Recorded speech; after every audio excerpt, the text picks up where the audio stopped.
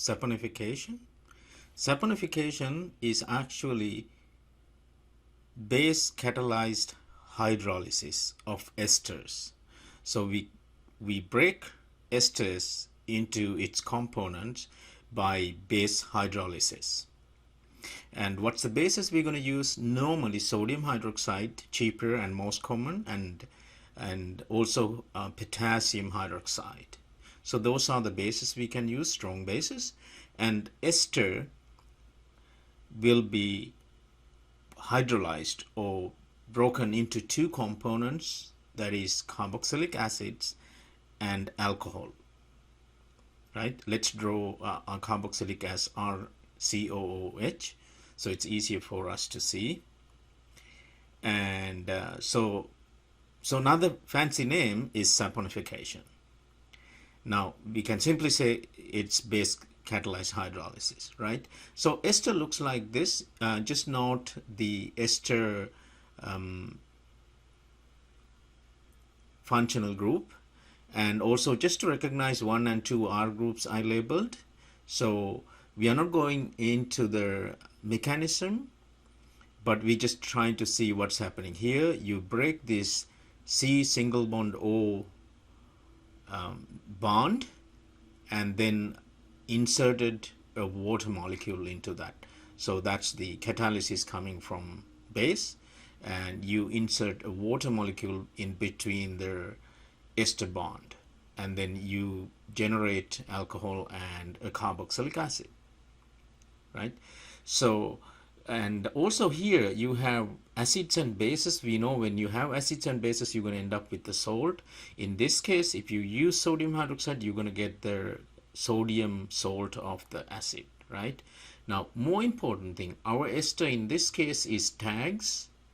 Well, let's look at what's the TAGs, and then this also should give us a salt and an alcohol. In this case, the alcohol is glycerol, and our ester is TAGs, and the salt is actually going to be soap. So let's understand what's TAGs. TAGs are here. So TAGs means triacylglycerides. So the tri is coming from these three components. There is 1, 2, and 3 different R groups, different ester components, right? And the acyl group is the carboxylic or the ester bond component. And the glycerides coming from this glycerol has 3 carbons and 3 hydroxyl groups, right? So in the synthesis, what happens is actually it is a dehydration process. So the fatty acids and the alcohol, the acid gives you OH and alcohol gives you H, and you remove 1 water molecule and make a ester connection, ester bond. And similarly, you can do 3 of them. That's why it becomes triacylglycerides, right? So we boxed out 3 water molecules and we generate 1 tag molecule, right?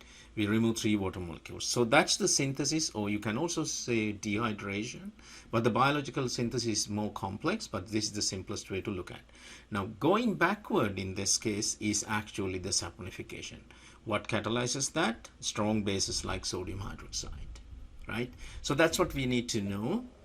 And like I said, you cannot keep a free acid with the base. It's going to be a sodium salt if it is sodium hydroxide, right?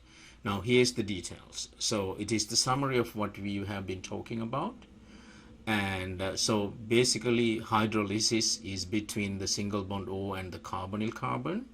And you chop 3 bonds and with 3 sodium hydroxide, and you generate 3 fatty acid salts. Look at the salt. So it has a long chain carbon and a carboxylate and sodium plus. Now this long chain carbon could be saturated or unsaturated. We can talk about that in the next video. And this portion is actually, because it's carbons and hydrogens, it's non-polar tail or hydrophobic tail. The other part is actually this one here. Carboxylate portion is a carbonyl, and the positive sodium will be polar head, which is hydrophilic, right? So we can next talk about the soap action. Thank you.